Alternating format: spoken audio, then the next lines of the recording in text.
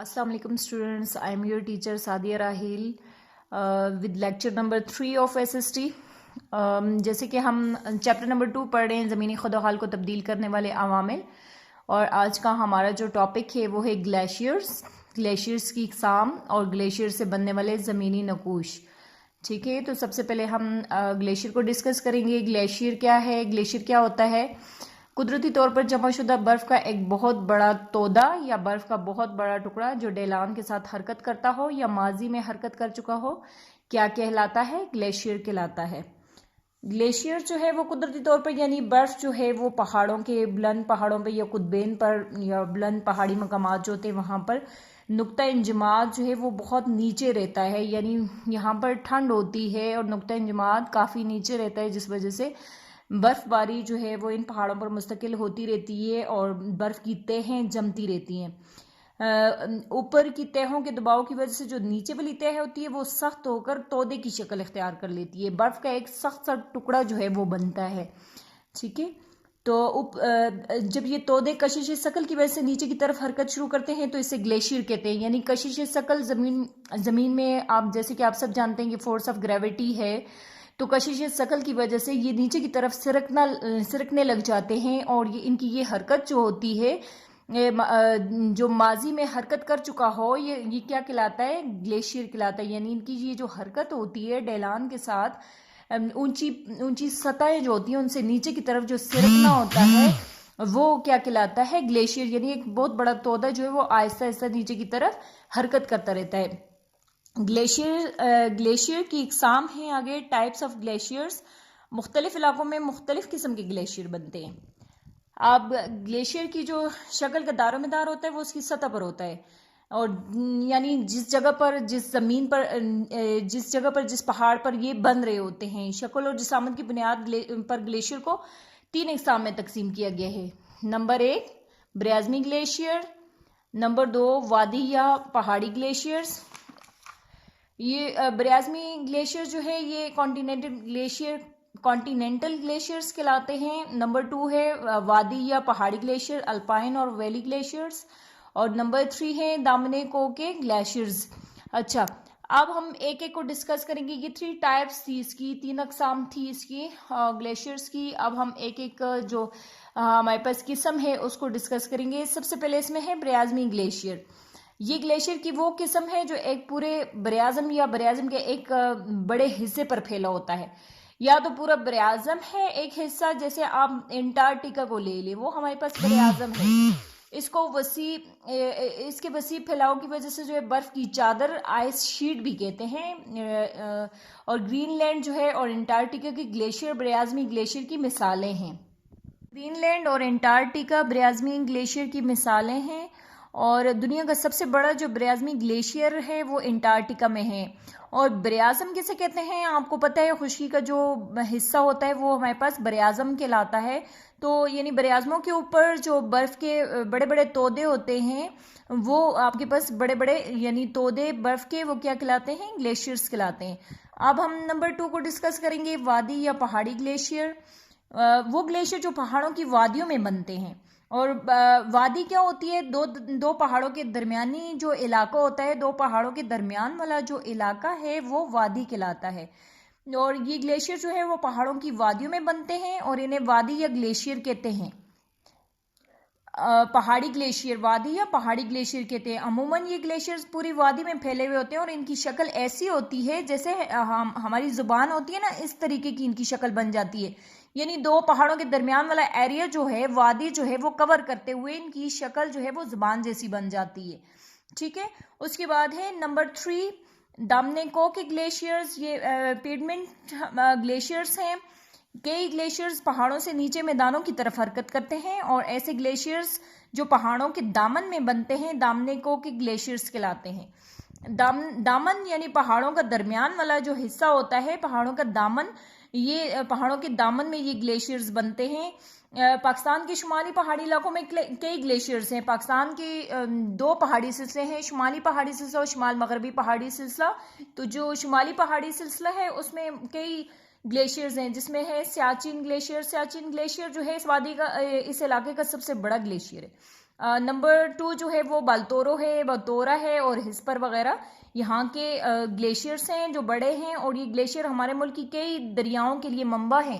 दरियाओं के लिए मंबा क्या, यानी यहाँ से हमारे जो मुल्क के दरिया हैं वो शुरू होते हैं। और मंबा मैं आपको बता चुकी हूँ कि वो जगह जहाँ से दरिया शुरू होता है पहाड़ों के ऊपर से, यानी जहाँ से दरिया का पानी जो है वो शुरू होता है, जब ग्लेशियर्स पिघलते हैं तो वो हमारे लिए दरियाओं का बायस बनते हैं। पाकिस्तान में वादी ग्लेशियर की मशहूर मिसाल जो है वो कराक्रम में वाक़ सियाचिन है।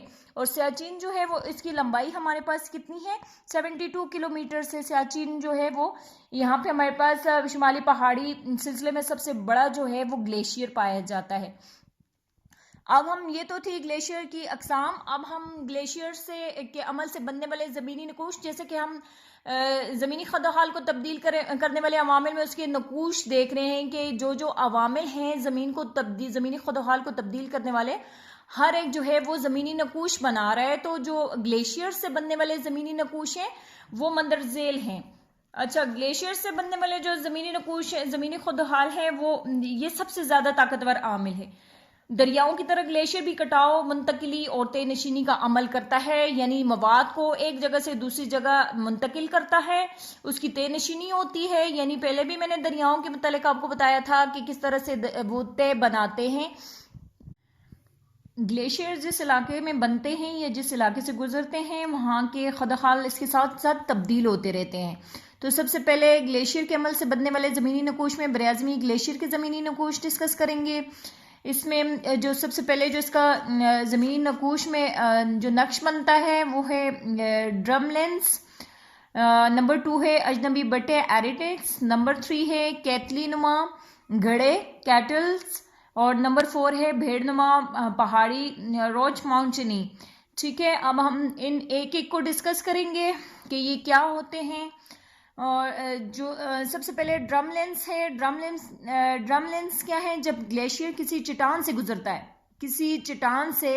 गुजरता है तो इसकी सतह को काटकर हमवार बनाता है। और ये अमल सतही चट्टान को ऐसी शक्ल देता है जो टोकरी में रखे गए अंडों या उल्टी कश्तियों की तरह दिखाई देती है। ऐसे नकूश को ड्रमलेंस कहते हैं। यानी पहाड़ का जो एक ऊंची सरफेस है, ऊंची सरफेस को किस तरीके से काटता है। ये चट्टान है आपके पास, अब इसका ये जो एरिया ये अपने साथ काटेगा तो इसकी जैसे टोकरी में रखे गए अंडे, यूं इस तरीके से इसकी शेप, टोकरी में जैसे रखे हुए अंडे होते हैं ना ऊपर नीचे, तो इसकी शेप कुछ इस तरह से हो जाती है। अभी मैं आपको इन सब की जो है पिक्चर्स भी साथ साथ दिखाऊंगी। ठीक है, नंबर 2 है अजनबी बटे एरिटेक्स। एरिटेक्स क्या है, ये बड़ी बड़ी चट्टानें या पत्थर होते हैं जो ग्लेशियर्स के साथ मुंतकिल होते हैं और जहां बर्फ पिघल जाती है ये चट्टानें उसी जगह पर पड़ी रह जाती हैं। यानी जैसे ग्लेशियर मूवमेंट करता है, हरकत करता है, नीचे की तरफ आता है तो अपने साथ इन पत्थरों को जो है चट्टानों के टुकड़ों को अपने साथ ले आता है नीचे की तरफ। और जैसे जैसे इसके ऊपर से बर्फ जो है वो पिघलती है तो फिर ये चट्टान उसी जगह पर मौजूद रह जाती है। यानी पानी तो उसके ऊपर से पिघल गया लेकिन चट्टान जो है वो अपनी जगह पर बरकरार है। फिर अमूमन ये एरिटिक्स जो होते हैं वो दूर दराज के इलाकों से मुंतकिल किए गए होते हैं। अब अजनबी क्यों कहा गया, क्योंकि दूर दराज के इलाकों से ये जो है ग्लेशियर के साथ आए हुए होते हैं, इसलिए जहाँ ये पड़े होते हैं वहाँ की चट्टानें, इनकी सात और शक्ल, वहाँ पर चट्टानों की सात और शक्ल जो होती है वो मुख्तलिफ होती है। अभी ये तस्वीर देखें आप, ये क्या है, अजनबी बट्टे। और ये नंबर 1 है ड्रमलेंस की तस्वीर है, ये देखिएगा, ये देखें, यानी इनकी शक्ल ऐसे होती है जैसे टोकरी में रखे गए अंडे, इस तरीके से ऊपर से कटाव इस तरीके से इस चट्टान का हो रहा होता है। अब हम डिस्कस करते हैं नंबर 3 केतली नुमा गड़े कैटल्स। कभी कभार बर्फ के बड़े बड़े जो टुकड़े होते हैं वो ग्लेशियर के मवाद में दबे हुए होते हैं और जब ये बर्फ जो है वो पिघल जाती है तो गहरे गड़े वजूद में आते हैं जिन्हें केतली नुमा गड़े कहते हैं। यानी बर्फ ऊपर से पिघल गई और नीचे जो जमीन के जो गड़े हैं वो उनकी ऐसी शक्लें होती है जैसे कैटल होती है, केतली नुमा, इसलिए इनको कहा गया है। तस्वीर देखिएगा, ये केतली नुमा गड़े हैं। और इसका जो लास्ट जमीनी नक्श है वो क्या है, बेड़नुमा पहाड़ी। बेड़नुमा पहाड़ी ये शीप जो है रॉच माउंटेनिंग कहा जाता है। जैसे आपके पास भेड़ें होती है ना, शीप, तो उसकी शक्ल आपने देखी। आजकल भी इतने ज़्यादा रेवट जो है वो जगह जगह से गुजरते हैं, अगर किसी ने नहीं देखी तो देख लीजिएगा। तो ये क्या है, जब छोटी छोटी पहाड़ियाँ ग्लेशियर के रास्ते में आती हैं तो ग्लेशियर का मवाद इन्हें तराशता है, और ये पहाड़ियाँ ग्लेशियर की हरकत की सिमत से हमवार और मुखालिफ सिमत में खुदरी रह जाती हैं। नतीजतन वजूद में आने वाली साख भेड़ की शक्ल की तरह होती है, इसलिए इन्हें भेड़नुमा चट्टान या पहाड़ी कहते हैं। ठीक है, यानी इनकी शक्ल ऐसे होती है, सफ़ेद जैसे भेड़ों की शक्ल होती है ना, उस तरीके से। यानी जब कटाव का अमल होता है ग्लेशियर के साथ, तो ये भेड़नुमा पहाड़ी की शक्ल इख्तियार कर लेती है। इस तरीके से ये पहाड़ बन जाता है। फिर ये नंबर 2 जो था, वादी ग्लेशियर के बनाए हुए ज़मीनी नकूश हैं। पहले हमने ब्रियाज़मी ग्लेशियर के ज़मीनी नकूश डिस्कस किए, अब हम वादी ग्लेशियर के बनाए हुए ज़मीनी नकूश को डिस्कस करेंगे। इसमें सबसे पहले हमारे पास है वादी ग्लेशियर के बनाए हुए ज़मीनी नकूश में सबसे पहले है सर्क, नंबर 2 है टॉर्न, फिर नोकदार चोटी, हॉर्न, नंबर 4 है एरिटी, नंबर 5 है मोरेन्स। ठीक है, अब हम 1 बाय 1 इनको डिस्कस करेंगे। सर क्या है, ग्लेशियर के बलाई हिस्से में बाजू वाली कुर्सी की तरह एक साख्त वजूद में आती है, जिसे सर कहते हैं। ये एक तरफ से खुली फर्श, हमवार और बाकी तीनों अतराफ से अमूदी ढलान की सूरत होती है। ठीक है, इस तरह से, यानी जैसे एक कुर्सी होती है ना आम के पास, इस तरह से ग्लेशियर्स जब इसके ऊपर से पिघलते हैं, यानी इसके अपने साथ मवाद को, मटेरियल को, पहाड़ों के ऊपर जो मौजूद होता है मटेरियल, उसको रेत, पत्थर और मिट्टी वगैरह उसको कुरेदते हुए नीचे की तरफ आते हैं, तो एक कुर्सी नुमा जो है शक्ल वजूद में आती है। नंबर 2 है टॉर्न। कभी कभार सर के नशेबी हिस्से में पानी जमा हो जाता है, जिससे एक झील वजूद में आती है, और इस झील को टॉर्न कहते हैं। ये देखें, ये झील है, ये जो टॉर्न, ये देखें, ये कौन सा नशेबी हिस्सा है। नशेबी हिस्से में पानी जमा हो जाता है और एक झील की शक्ल इख्तियार कर लेता है, ये टॉर्न कहलाता है। ये सर्क है, बाजू वाली कुर्सी इसको ऐसे कहा गया, यानी यहाँ से अंदर से जो है इसकी ग्लेशियर, इसका मवाद जो है वो अपने साथ कटाव के जरिए आगे ले जाता है। ठीक है, और फिर नोकदार चोटी क्या है, 3 या 3 से ज़्यादा सर किसी एक पहाड़ के गिर्द बन जाती है, तो ये पहाड़ को हर तरफ से काट कर एक नोकदार चोटी जो है वो उसकी शक्ल दे देती है, जिसे हॉर्न कहते हैं। स्विट्ज़रलैंड में वाक़या मीटर हॉर्न जो है, इसकी सबसे ज़्यादा जो बुलंद चोटी है वो इसकी मशहूर है, और ये कहाँ पर वाक़या है, स्विट्ज़रलैंड में। ये देखें, नज़र आ रहा है। इस तरीके से ये ग्लेशियर यानी जब पिघलते हुए नीचे की तरफ आते हैं तो उसकी सूरत में ये बनने वाला नक्श है ज़मीनी नकूश में से, तो ये एक नोकदार चोटी की सूरत जो है वो इख्तियार कर लेता है। उसके बाद है एरिड क्या है, किसी पहाड़ के दोनों जानिब वादियों में ग्लेशियर्स बनते हैं, तो वो उस पहाड़ को दोनों तरफ से तराश लेते हैं। नतीजतन क्या होता है, चाकू की शक्ल जैसी एक धार जैसी जो है ना, इसकी शक्ल बन जाती है। जैसे चाकू की धार होती है ना, ऊपर जैसे छुरी को आप ले लें, ऊपर वाला जो उसका एरिया होता है वो धार होती है, तो वो उसकी तरह से ये जो चोटी होती है, ये अपनी पहाड़ की जो चोटी होती है वो शक्ल इख्तियार कर लेती है। ये देखें, ये एरिड की शक्ल है, ये देखें, ये धार जैसी इसकी चोटी जो है, दोनों अतराफ से, दोनों साइडों से, आमने सामने दोनों जो पहाड़ हैं वो इस तरह की शक्ल इख्तियार कर लेते हैं। और लास्ट वन है मोरेन्स। वादी ग्लेशियर के ज़हीरा करदा मवाद को मोरेन्स कहते हैं। यानी जितना भी मटेरियल जो है वादी ग्लेशियर्स, ये हमने डिस्कस किए, ये जितना भी मटेरियल आगे की तरफ लेकर जाते हैं ग्लेशियर्स, तो वो जो है वो ज़हीरा मवाद जो है वो मोरेन्स कहलाता है। और ये मिट्टी जो है, मिट्टी के ज़रात जो है ये बड़े बड़े पत्थरों पर मुश्तमिल होते हैं, छोटे ज़रात से लेकर बड़े बड़े पत्थरों पर मुश्तमिल होते हैं। ग्लेशियर अपने मवाद को मुख्तलिफ जगहों जैसे किनारों, वस्त और धाने पर ज़हीरा कर देते हैं। किनारे पर, वस्त में, दरमियान में या साइडों वगैरह पे जो है ये ज़हीरा जो है ये जमा होता रहता है। और वस्त में बनने वाले मोरेन को वस्ती मोरेन कहते हैं। ये मैंने आपके सामने इसकी अक़साम लिखी हैं, जो मटेरियल से बनती हैं इसकी शक्लें, वो वस्ती मोरेन है, यानी मटेरियल कहाँ कहाँ वो जमा करता रहता है। बगली मोरेन है और इख्तितामी मोरेन है। अब ये तीनों जो है ये आपको ये इस डायग्राम में नज़र आ रहे हैं।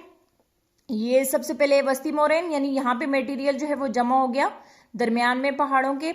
फिर उसके बाद है बगली मोरेन, ये साइड पे यानी बगल में जैसे हम कहते हैं ना। फिर अख्तामी मोरेन यानी जहाँ पे ये ख़त्म हो रहा है, ये देखें ये इसका अख्तामी मोरेन है।